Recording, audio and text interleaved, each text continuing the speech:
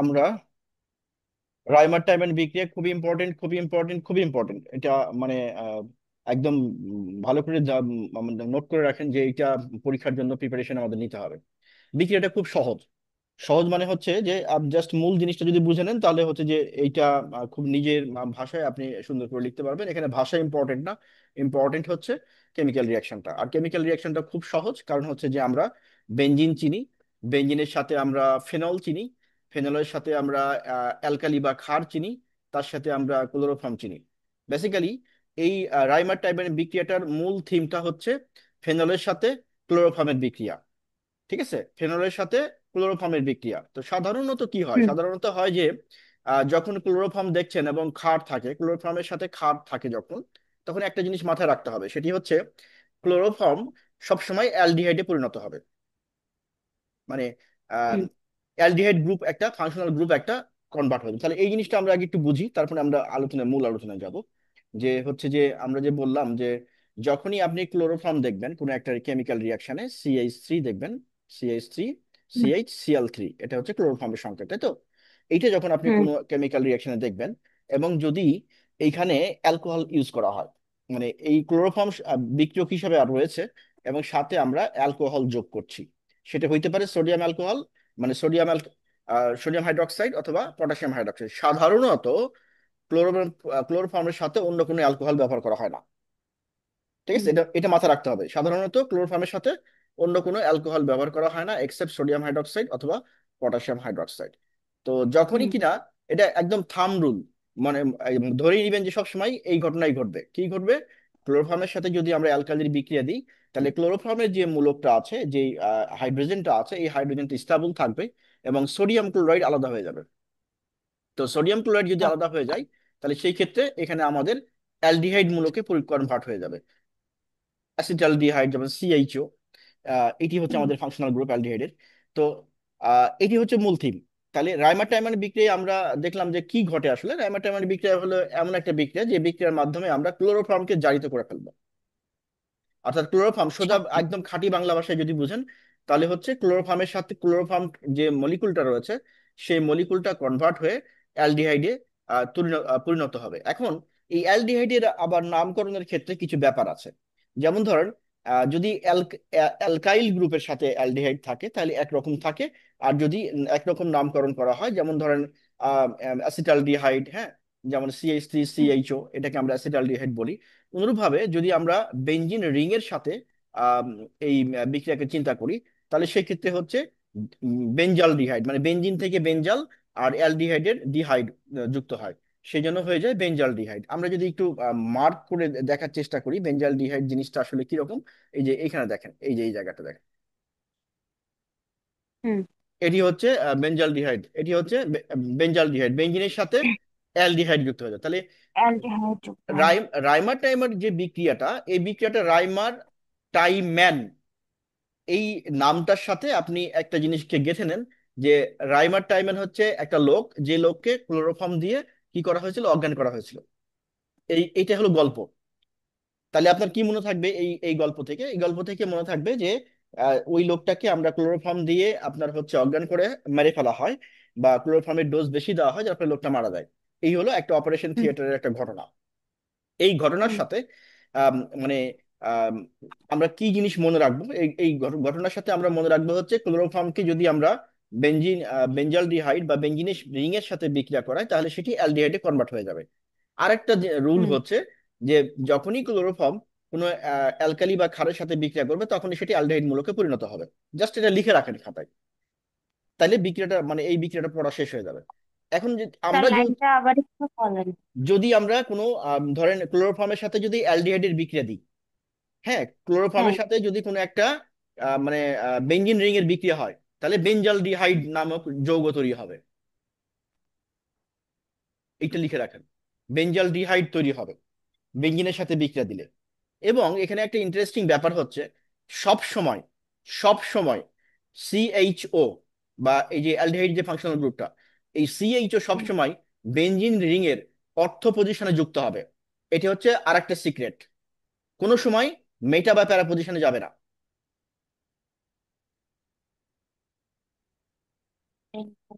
আচ্ছা, এটা হলো মূল রুল। এবার হচ্ছে যে মেটা এবং মেটা পজিশনে কখনো কখনো যেতে পারে যদি মানে সেটির পরিমাণটা খুব কম। মানে ধরেন 100টা বেঞ্জালডিহাইড তৈরি হলো অর্থ পজিশনে, তার মধ্যে 2-3টা মানে 2% বা 3% আপনার প্যারা পজিশনে যুক্ত হয়। তার মানে আমরা যদি এটাকে একদম মানে সলিড ভাবে বুঝতে চাই, তার মানে এটা হলো এরকম যে বেনজিন রিং এর সাথে যদি কোনো অ্যালডিহাইড যুক্ত হয়, তাহলে সেটি অর্থ পজিশনে তৈরি যুক্ত হবে অথবা প্যারা পজিশনে যুক্ত হবে। তো আমরা অর্থ, প্যারা, মেটা এগুলো তো আমরা জানি, তাই না? বেনজিন রিং এর হুম কোনটা কি এটা আমরা জানি। তো আমরা যদি এই পাশের মলিকুলটা চিন্তা করেন, যেটির পরিমাণ হচ্ছে, কোয়ান্টিটি হচ্ছে অনেক কম, মানে খুব কম পরিমাণে উৎপন্ন হয়, সেটি হচ্ছে আমার প্যারা পজিশন। তাহলে আমরা কি হুম বুঝলাম? বুঝলাম হচ্ছে যে যদি বেনজিন রিং এ কোনো অ্যালডিহাইড মূলককে পাঞ্চ করা হয় বা ইম্পোজ করানো হয়, তাহলে সেই ক্ষেত্রে এরা দুইটা জায়গায় যুক্ত হইতে পারে। একটা হচ্ছে অর্থ, আর একটা হচ্ছে প্যারা। তবে মনে রাখতে প্যারা। হবে অর্থ পজিশনটা বেশি ডমিনেটিং। মানে সব সময় হুম 99% কেসে অর্থ পজিশনে যুক্ত হবে। তো মোর দেন 99% কেসে যদি অর্থ পজিশনে যুক্ত হয়, মানে হচ্ছে যে প্যারা অলমোস্ট নাই। হুম ঠিক আছে, কিন্তু কি সামান্য পরিমাণে প্যারাপোজি উৎপন্ন হতে পারে, যেমন এখানে হয়েছে। তো আমরা তাহলে হুম এইটুকু যেটুকু বুঝলাম এখন, এটাকে আমরা একটু মনে রাখার জন্য একটু সামারাইজ করব। রাইমার টাইমান হচ্ছে একটা লোক, যে লোকটাকে অ্যালকোহল মানে যে আপনার ক্লোরোফর্ম দিয়ে অজ্ঞান করা হয়, এবং ক্লোরোফর্মের ডোজটা এত বেশি হয়ে গেছিল, লোকটা শেষ পর্যন্ত মারা যায়। তার মানে হচ্ছে আচ্ছা। রাইমার টাইমার বিক্রিয়ায় ক্লোরোফর্মের বিক্রিয়া, এবং ক্লোরোফর্মকে আমরা কি করব, ক্ষার ক্ষার থাকবে বিক্রিয়ায়, যার ফলে ক্ষারের মাধ্যমে যদি কোনো ক্লোরোফর্ম থাকে এবং ক্ষার থাকে, তাহলে কি হয়, এই CH3 দ্যাট ইজ ক্লোরোফর্ম, সেটি কিন্তু অ্যালডিহাইডে কনভার্ট হয়ে যায়। তাহলে আমরা এটুকু হুম বুঝে গেলাম যে এখানে আমাদের কি আছে। এখানে আমরা দেখতে পাচ্ছি যে আমাদের হচ্ছে এখানে আপনার সিএইচ,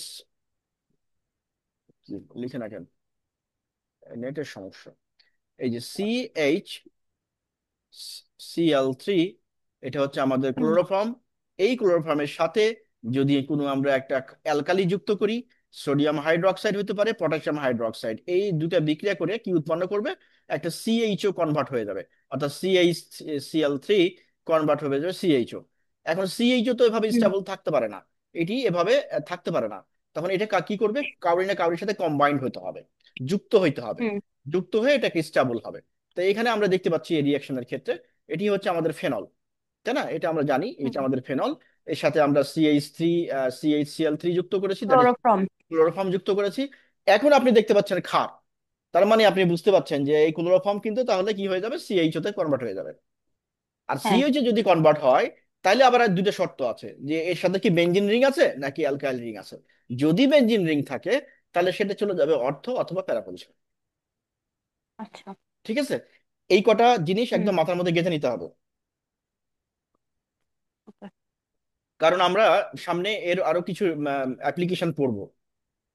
তো এইটুক পর্যন্ত তাহলে আমাদের মোটামুটি একটা ধারণা আসছে যে আমাদের এই রাইমার টাইমান বিক্রিয়ার এই দুটা জিনিস আমরা মোটামুটি ক্লিয়ার। এখন কথা হচ্ছে হুম যে এই ধরনের নামীয় বিক্রিয়া বলে, এগুলোকে নেমড বিক্রিয়া বা নেমড রিয়াকশন বলে। এই নেমড রিয়াকশন গুলোর একটা শর্ত হলো যে এরা রিয়েজেন্ট তো থাকেই, মানে বিকারক তো থাকেই, সাথে প্রভাবক থাকে, এবং সাথে একটা টেম্পারেচার থাকে। তো এই রাইমার টাইমান বিক্রিয়ার ক্ষেত্রে দেখা যাচ্ছে, রাইমার টাইমান বিক্রিয়ার ক্ষেত্রে টেম্পারেচারটা হচ্ছে 60 ডিগ্রি। এইটা নর্মালি নর্মালি হচ্ছে 60 60 ডিগ্রি টু 65 ডিগ্রি সেন্টিগ্রেডে রিয়াকশনটা সংঘটিত হয়। এই হুম টেম্পারেচারের নিচে যদি আপনি যান, তাহলে বিক্রিয়াটা হবে না। আর এই টেম্পারেচারের বেশি গেলেও বিক্রিয়াটা সংঘটিত হবে না, বা একটা পর্যায়ে যেয়ে থেমে যাবে। তাহলে প্যারামিটার কয়টা রাইমার টাইমান মানে বিক্রিয়া? এটার আদর্শ তাপমাত্রা হচ্ছে 60 টু 65 ডিগ্রি। Right, right. তাহলে এই রাইমার টাইমার বিক্রিয়ার ক্ষেত্রে কতগুলো জিনিস আমরা কিন্তু পেয়ে গেলাম। যদি এখন আপনি নিজেকে নিজে কোশ্চেন করেন যে হোয়াট ইজ রাইমার টাইমান বিক্রিয়া, তাহলে আপনি চোখের সামনে দেখতে পাচ্ছেন রাইমার টাইমান নামে একটা লোক, যে লোকটা হসপিটালে ভর্তি ছিল, অপারেশনের আগে তাকে অ্যানেস্থেসিয়া দেওয়া হয়েছে, ক্লোরোফর্ম দেওয়া হয়েছে, লোকটা মারা গেছে বিকজ ক্লোরোফর্মের ডোজ বেশি হয়ে গেছিল। আচ্ছা, তাহলে হুম রাইমার টাইমান বিক্রিয়া আমরা দেখতে পাচ্ছি ক্লোরোফর্ম থাকবে, আর এর সাথে প্রভাবক হিসেবে একটা ক্ষার থাকে। আর ক্ষার থাকা মানে হচ্ছে এটা অ্যালডিহাইডে পরিণত হয়ে যাবে, আর একটা টেম্পারেচার থাকে। হুম তার মানে এরা অ্যালকোহল, ক্ষার আর টেম্পারেচার, এই তিনটা জিনিস। অ্যালকোহল, ক্ষার আর টেম্পারেচার।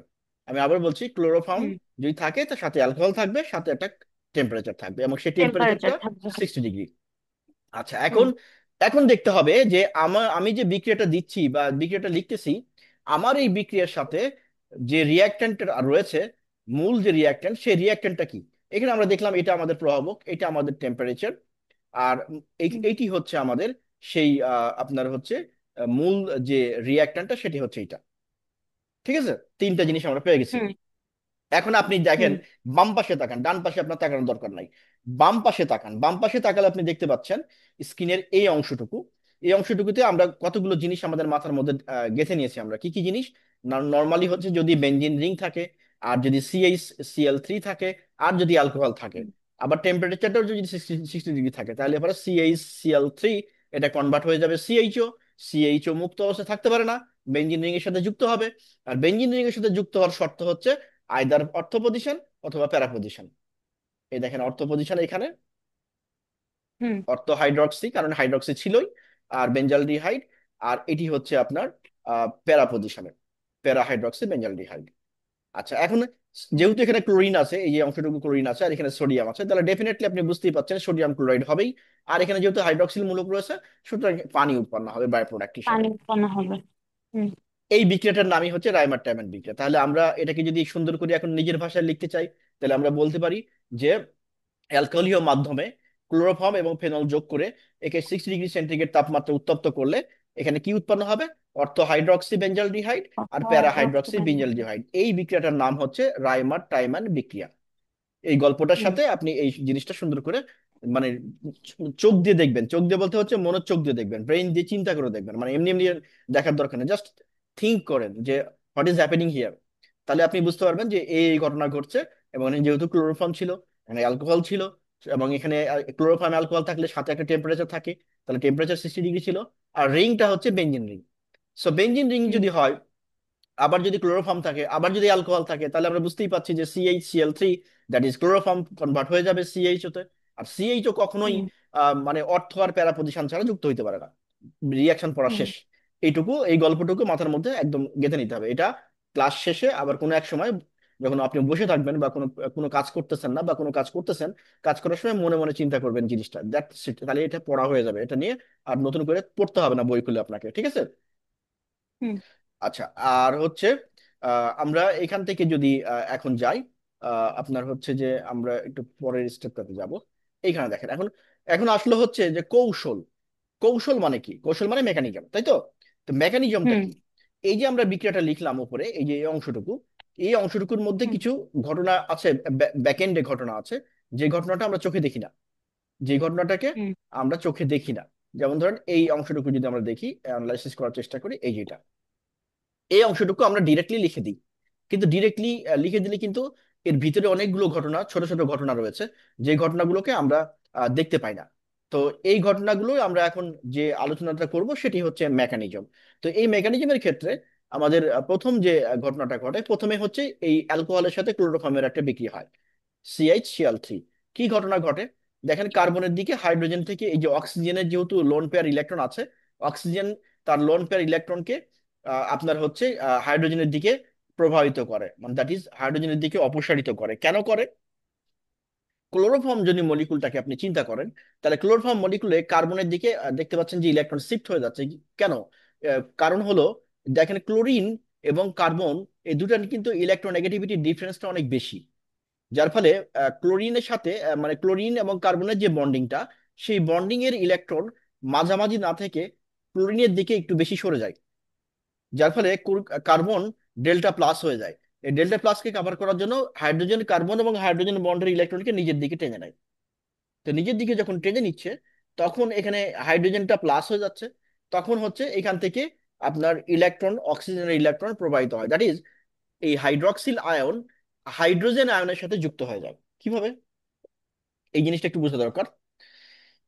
আমরা জানি, নর্মালি জানি, কি জানি যে এখানে এখানে আমরা যদি, সরি, প্রিন্ট চলে গেছে। স্ক্রিন চলে গেছে না? হুম। আচ্ছা, এখানে এই জিনিসটা দেখেন, আমরা যদি এখানে যাই, এই যেটা, এই যে হাইড্রক্সিল আয়ন, এই হাইড্রক্সিল হুম আয়ন, আর এখানে যদি পাশাপাশি হাইড্রোজেন আয়ন থাকে, তাহলে কি উৎপন্ন হয়? পানি। পানি উৎপন্ন হয়, রাইট। তো এইখানে যেহেতু বন্ডিং ইলেকট্রন চলে যাচ্ছে কার্বনের দিকে, তখন হাইড্রোজেনটা কনভার্ট হয়ে যায় হাইড্রোজেন আয়নে, এই যে এটাই, যার ফলে এখান থেকে এটুকু পানি হয়ে অপসারিত হয়ে যায়।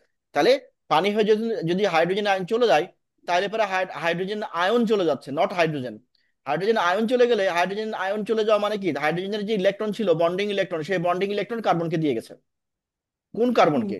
এই যে ক্লোরিনের কার্বনকে। এই দেখেন দুটা ইলেকট্রন। আচ্ছা, এইটা হ্যাঁ। যখন উৎপন্ন হয়, এইটা কিন্তু আবার খুব আনস্টেবল। উৎপন্ন হওয়ার সাথে সাথেই এই আলফা আলফা অপসরণ ঘটে। আলফা অপসরণ ঘটার অর্থ হচ্ছে একটা কার্বন, এখানে তিনটা তিনটা সরি একটা ক্লোরিন, তিনটা ক্লোরিন আছে না এখানে কার্বনের সাথে, এই দেখেন হুম। তিনটা ক্লোরিন। আলফা কার্বন কাকে বলবেন? এই কার্বনের এই পাশে একটা আলফা ক্লোরিন, এই পাশে একটা আলফা ক্লোরিন। বুঝে গেছে? কার্বনের দুই পাশে হ্যাঁ। প্রথম দুইটা হচ্ছে বাম পাশের আলফা অথবা ডান পাশের আলফা। তো একটা আলফা অপসারিত হয়। একটা আলফা অপসারিত হলে থাকবে কি, Cl2, এই দেখেন Cl2। হুম। এখন আপনার কোশ্চিন হইতে পারে যে একটা অল্প আলফা অপসারিত হবে কেন? কারণ হচ্ছে যে যখন পানি চলে যাবে, পানি চলে গেলে যে অংশটুকু থাকে, সেই অংশটুকু হচ্ছে এইটা, এই যে এই অংশটুকু দেখেন, এই অংশটুকু পানি চলে গেলে। তো এখন এইখানে যেহেতু ইলেকট্রনের ডেনসিটি বেড়ে যাচ্ছে এই অংশটুকুর ভিতরে, এখানে দুইটা ক্লোরিন আছে, আবার নিচে আরেকটা ক্লোরিন আছে দেখেন। হুম। তো ইলেকট্রন ডেনসিটি বেড়ে যাওয়ার কারণে একটা ক্লোরিনকে তারা সরায় দেয় নিজের স্ট্যাবিলিটির কারণে। তো এই একটা ক্লোরিন সরে যাওয়া মানে হচ্ছে এই যে আইদার এটা সরে যাওয়া অথবা এটা সরে যাওয়া, মানে হ্যাঁ। আলফা ক্লোরিন সরে যাবে। যেটা ঝুলন্ত অবস্থায় আছে উপরে অথবা নিচে, যে ক্লোরিনটা, হুম। সেই ক্লোরিনটা যাবে না, যাবে কোনটা? আলফা। এবং এই কারণে এটার নাম হচ্ছে আলফা বসন। ক্লিয়ার? আচ্ছা। এখন প্রথম ধাপে যেটা ডাইক্লোরো কার্বিন উৎপন্ন হলো, ইলেকট্রোফাইল, মানে হচ্ছে ইলেকট্রনের অ্যাফিনিটি রয়েছে এখানে। তো এইটা আবার হুম। হচ্ছে আনস্টেবল। এইটা আনস্টেবল মানে ভাঙার সাথে সাথে এটাও কিন্তু থাকবে না, দ্রবণে বেশিক্ষণ থাকবে না, এটি অপসারিত হবে। তো অপসারিত হলে তখন আমরা এখান থেকে আবার দেখার চেষ্টা করি যে অপসারিত যে হচ্ছে হলে দ্বিতীয় ধাপে এসে প্রবেশ করতেছে। তাহলে এখান থেকে কিন্তু এই যে এই জিনিসটা উৎপন্ন হয়ে থাকলো, আপনি দেখতেই পাচ্ছেন যে এই অংশটুকু অলরেডি কিন্তু আমাদের প্রডিউস হয়ে আছে। কোন অংশটুকু আমরা যদি একটু মার্ক করি তাহলে বুঝতে আর একটু সুবিধা হবে। আর সেটি হচ্ছে এই যে এই অংশটুকু, এই অংশটুকু অলরেডি প্রিপেয়ার্ড হয়ে থাকলো। এখন আমার বিক্রিয়াটা কিভাবে ঘটবে? বেঞ্জিন রিং যেহেতু, সেহেতু এখানে রিজেনারেন্স একটা প্রপার্টিস থাকবে। কারণ আপনি জানেন যে ফেনল রিজেনারেন্স প্রপার্টি শো করে, মনে পড়ে এটা? ফেনল যে রিজেনারেন্স প্রপার্টি শো করে। না। আচ্ছা, এটা নোট রাখেন আপাতত, জাস্ট মেমোরিতে রাখেন যে ফেনলের একটা রিজোনেন্স প্রপার্টি রয়েছে। রিজোনেন্স প্রপার্টির অর্থ হলো, বাংলায় যদি বলি তাহলে সেটি হচ্ছে যে পূর্ণ বিন্যাসিত হওয়া, নিজেদের মধ্যে নিজেদের মধ্যে পূর্ণ বিন্যাসিত হওয়া। এবং ফেনল থেকে যখন একটা হাইড্রোজেন অপসারিত হয়ে যায়, তখন সেটাকে ফিনক্সাইড বলে। কি বলে? হুম। ফিনো অক্সাইড বলে। ফেনক্সাইড। হ্যাঁ, তো এইখানে দেখেন হাইড্রক্সিল আয়ন, আর এখান থেকে হাইড্রোজেন আয়ন। তাহলে পানি, এই যে মাইনাস পানি মানে পানি চলে যাচ্ছে, তাহলে থাকলো কি, এই যে এই অংশটুকু, এই অংশটুকু। কিন্তু এই অংশটুকুর একটা বৈশিষ্ট্য হচ্ছে যে এই ফিনক্সাইড আয়ন সব সময় রিজেনারেন্স প্রপার্টি শো করে। সো রিজেনারেন্স এখান থেকে দুইটা ঘটে। একটা দেখেন যে এই যে এইখান থেকে উপরে যে অক্সিজেনের যে লোন পেয়ার আছে, সেখান থেকে বন্ডিং এ ইলেকট্রন দিবে, এই ডবল বন্ড ভেঙে যাবে, এই দেখেন ভেঙে গেছে। আমরা দুটো ইলেকট্রন দেখাই দিচ্ছি এখানে। তো হ্যাঁ। এইখানে এইখানে আহ, এই জায়গাটা একটা কারেকশন করেন, এই নোটে ভুল আছে এটা। কারেকশনটা করেন হচ্ছে, একটু নোট নেন। এই যে রিজনেন্স প্রপার্টিজের যে দুই নম্বরটা, এই যে এটা এটা বুঝা যাচ্ছে? হুম।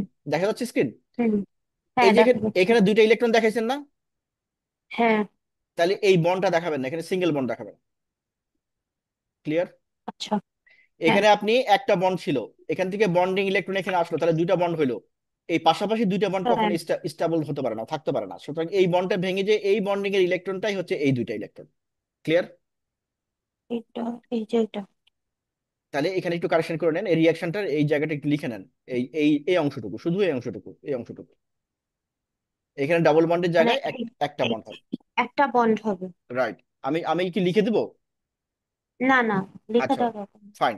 বুঝছি। এখন এই যে এইখানে যে লোন পেয়ার ইলেকট্রনটা, এই লোন পেয়ার ইলেকট্রন এইখানে দেখেন এই ইলেকট্রনটাকে শিফট করে দিচ্ছে রেজোন্যান্সের মাধ্যমে।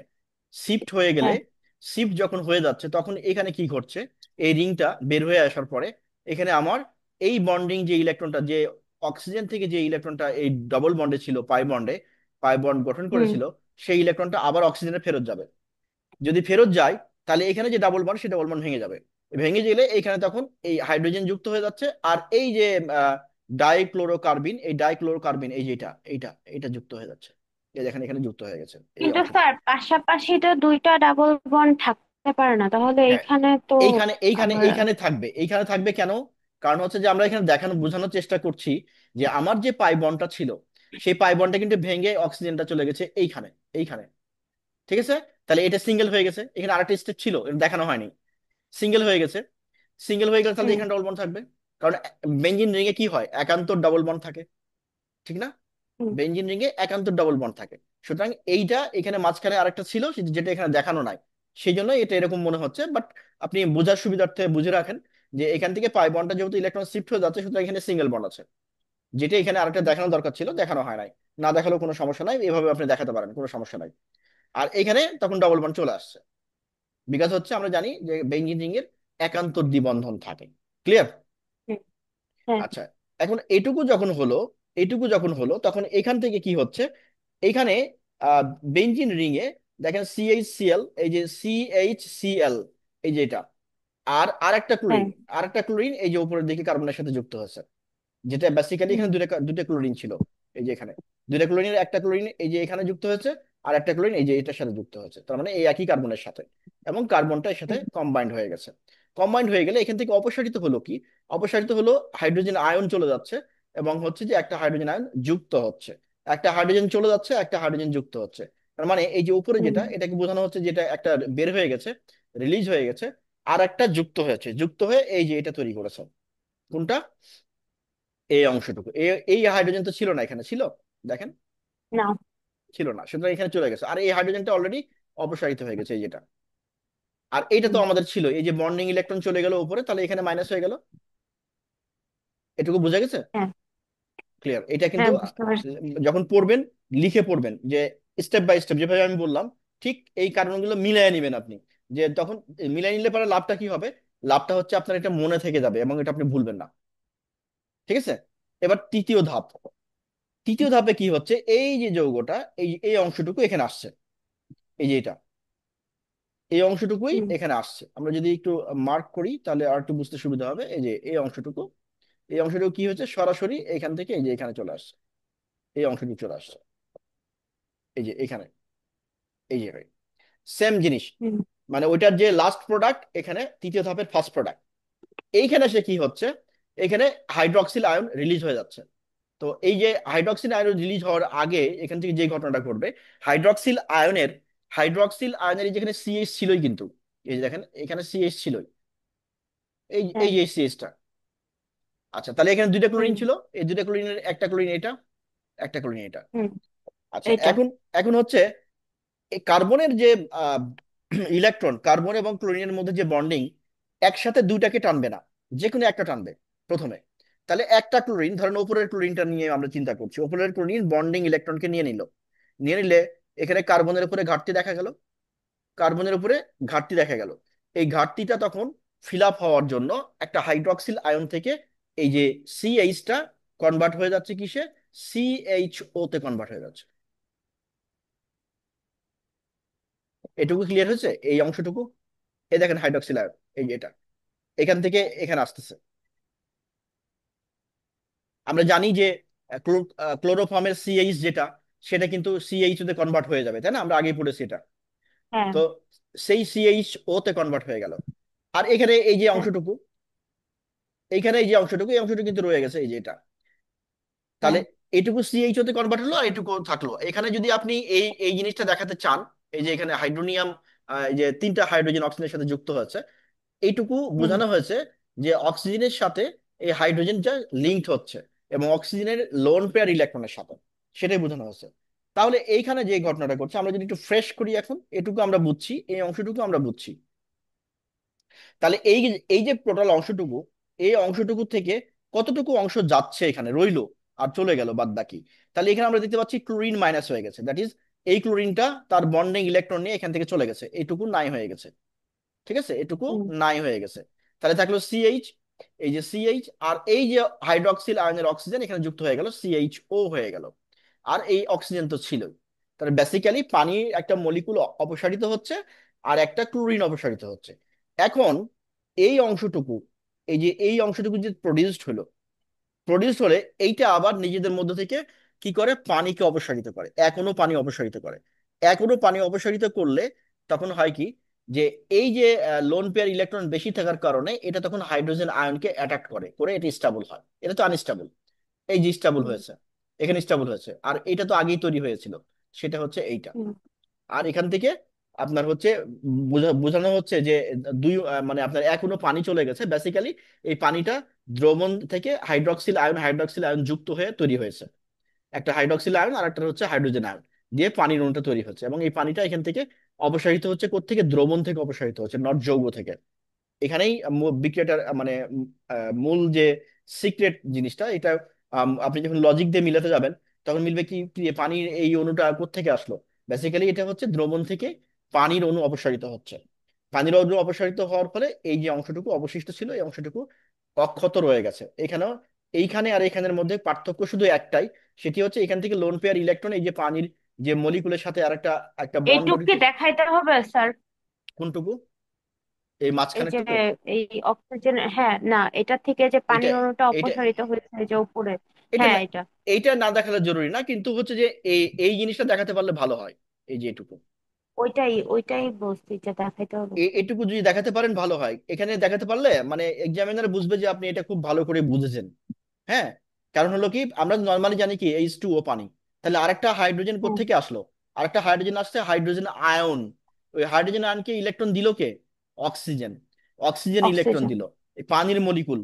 এখানে অক্সিজেন ইলেকট্রন দিলে এই পানির মলিকুলটা এই যৌগের সাথে যেটা অ্যাটাচড রয়েছে, সেটার কিন্তু আপনার ঘাটতি দেখা দেবে। সেই ঘাটতি পূরণ করছে কি, বেঞ্জিন রিং এর অক্সিজেন। বেঞ্জিন রিং এর যে অক্সিজেন রয়েছে, যে লোন পেয়ার ইলেকট্রন, অক্সিজেনটা। এটা হলো ঘাটতি পূরণ করতেছে। হুম। পরবর্তীতে রিঅ্যারেঞ্জ হয়ে পানির অণু চলে যাচ্ছে, এই যে এই অণুটাই বেসিক্যালি হচ্ছে আমরা যেটা বোঝাতে যাচ্ছি, এই অণুটাই চলে যাচ্ছে। এই অণুটা চলে গেলে, এই অণুটা যদি চলে যায়, এখানে আর একটা হাইড্রোজেন রয়ে গেল না? হ্যাঁ। এই হাইড্রোজেনটা বেসিক্যালি এখানে যুক্ত হয়েছে। কোথায় যুক্ত হয়েছে? এই যে এইখানে আমরা যদি একটু পেন দিয়ে দেখা মার্ক করার চেষ্টা করি, তাহলে ব্যাপারটা এরকম হবে। আহ, এই যে এটা, এই হাইড্রোজেন চলে গেছে, এই যে এই হাইড্রোজেন। দেখেন বোঝা হ্যাঁ যায় কিনা? বুঝতে পারছি। হ্যাঁ বুঝতে পারছি। ক্লিয়ার? যখন আপনি পড়বেন তখন এভাবে মিলিয়ে মিলিয়ে পড়বেন, লজিকটা মিলিয়ে পড়তে হবে, এটা হচ্ছে খুব ইম্পর্টেন্ট। কারণ লজিকটা না মিলালে আপনার কাছে বিক্রিটা খুব দুর্বোধ্য হুম। মনে হবে। আর এরপরে তো মানে বিষয়টা খুবই, এরপরের স্টেপ খুবই সোজা। এটা জাস্ট একবার দেখলে আপনি পারবেন। রাইবোটাইপের বিক্রিয়ার এই যে এখান থেকে যে অর্থ হাইড্রক্সি বেঞ্জালডিহাইড, এই যে উপরে চলে যান, এখানে আমরা কি তৈরি করেছিলাম, যে অর্থ হাইড্রক্সি বেঞ্জালডিহাইড, এটা আমি বলেছিলাম যে এটা হচ্ছে মূল প্রোডাক্ট আমাদের। সো এখানে মূল প্রোডাক্টই হ্যাঁ। তৈরি হয়ে গেছে, তার মানে এই বিক্রিয়াটা এখানে এন্ড হয়ে গেছে। দ্যাট ইজ মেকানিজমটা এখানে শেষ। ক্লিয়ার? হুম। এখন হ্যাঁ। যদি আপনাকে বলে যে প্রয়োগ লিখো, তাহলে আপনি এই নিচের রিয়াকশনটা দিবেন, আদারওয়াইজ দিবেন না। রাইমার বিক্রিয়ায় কয়েকটি প্রয়োগ উল্লেখ করা হলো, যেমন এটি একটি ফটো রাইমার বিক্রিয়া, মানে এটা আলট্রা ভায়োলেট রে এর উপস্থিতিতে উৎপন্ন হয়, মানে তৈরি হয়। এটা খুব জরুরি না, এটা যদি চাই দিবেন, আদারওয়াইজ এটা দেওয়ার দরকার নাই। আমি কি বোঝাতে পারছি? মানে হ্যাঁ নর্মালি এই প্রয়োগটা দরকার নাই, কিন্তু যদি পরীক্ষায় বলে একটা প্রয়োগ দেখো, তখন আপনি এই অংশটুকু লিখবেন, আদারওয়াইজ লেখার দরকার নেই। ঠিক আছে।